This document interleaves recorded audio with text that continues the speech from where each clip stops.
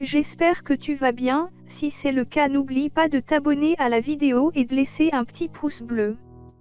Merci d'avance. Aujourd'hui je vous montre des histoires d'infidélité qui ont émaillé la vie de 5 parmi ces femmes de présidents africains. C'est parti. Numéro 1. Nwando Dube, Swaziland, la maîtresse du ministre de la Justice. Elle est l'avant-dernière épouse du roi du Swaziland, Mswati III, la 12e plus exactement. Nwando Dube, mère de 3 enfants et connue sous le nom d'Nskosikatila Dube, a été sommée, le 19 novembre 2010 de quitter immédiatement la demeure royale après avoir aspergé de gaz poivre les yeux d'une sentinelle. Celle-ci refusait de la laisser sortir pour conduire à l'hôpital son fils de 2 ans, gravement blessé. Malgré l'attitude de bonne mère de famille, Madame Mswati a été renvoyée du palais en 2010, car elle aurait payé pour l'aventure extra-conjugale qu'elle aurait eue avec le ministre de la Justice. Numéro 2. Nonkanelolo Ntuli, Afrique du Sud, infidélité, avec son garde du corps. En 2010, le quotidien Zulu Ilanga avait relayé dans ses colonnes que l'une des nombreuses premières dames, Nonkumlelo Ntuli Zuma, la 2e femme du président polygame, qui en compte 4 officiels, aurait entretenu une relation extra-maritale avec son garde du corps de Soweto. La révélation fait suite aux nombreuses rumeurs dans la presse sud-africaine à scandale. Soulignant que la relation en son temps, entre Jacob Zuma, 68 ans, et la jeune Nonkumlelo Ntuli, qui avait 35 ans, épousée en janvier 2008, était au plus mal. Numéro 3. Winnie Madikila Mandela, Afrique du Sud, une idylle avec son garde du corps.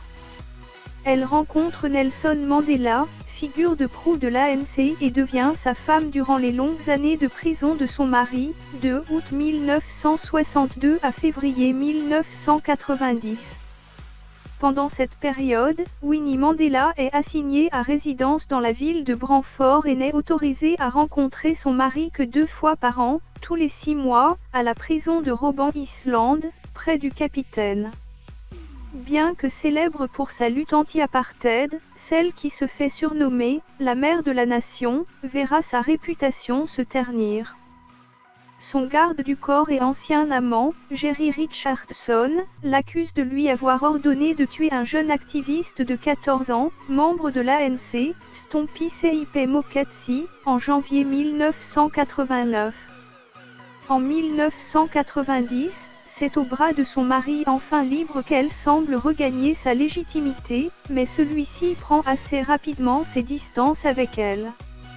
En avril 1992, Nelson Mandela annonce sa séparation d'avec sa femme et met fin à leurs 38 ans de mariage.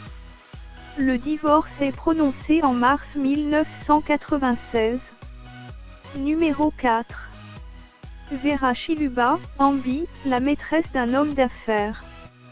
En décembre 2001, Vera Chiluba, alors première dame de la Zambie, avait poursuivi pour diffamation Madame Tungva, l'ex-épouse d'un homme d'affaires, Archimali de Lusaka. 2 journaux officiels Time of Zambia et au Daily Mail ont été poursuivis aussi. Ses avocats du cabinet, Josia Soko et associés, ont également adressé une correspondance à Madame Tungva. Vera lui a reproché d'avoir déclaré dans un communiqué de presse publié par les 2 organes qu'elle avait détruit son mariage et qu'elle était aussi la maîtresse de son mari à qui elle avait offert de nombreux cadeaux. Puis, qu'ils cachaient leur liaison derrière leur relation d'affaires. Se défendant, Madame Chiluba avait indiqué que les allégations de Madame Tungva publiées par les 2 journaux étaient infondées. Numéro 5. Grace Mugabe, Zimbabwe, avec le financier de Mugabe. Grace Mugabe, 48 ans, était la secrétaire et l'épouse du président du Zimbabwe Robert Mugabe. Considérée comme la maîtresse de ce dernier, Grace se marie avec lui, en 1996. Après la mort de sa patronne. En 2010, Madame Mugabe, alors âgée de 41 ans, aurait été prise en flagrant délit d'adultère. Elle aurait depuis 5 ans une liaison amoureuse avec le financier de Mugabe, le chef de la banque centrale Gideon Gono. Président Robert Mugabe a été informé de l'infidélité de sa femme par sa sœur Sabina Mugabe décédée en juillet 2010, qui, sur son lit de mort, a informé Mugabe de l'infidélité de sa femme. Suite à quoi Robert Mugabe a demandé à son garde du corps Kinshasa s'il était au courant. Ce dernier a confirmé. Mais il est mort peu de temps après dans des circonstances non élucidées. Nous voici à la fin de la vidéo. J'espère qu'elle vous aura plu. En attendant, abonnez-vous et cliquez sur le petit pouce bleu.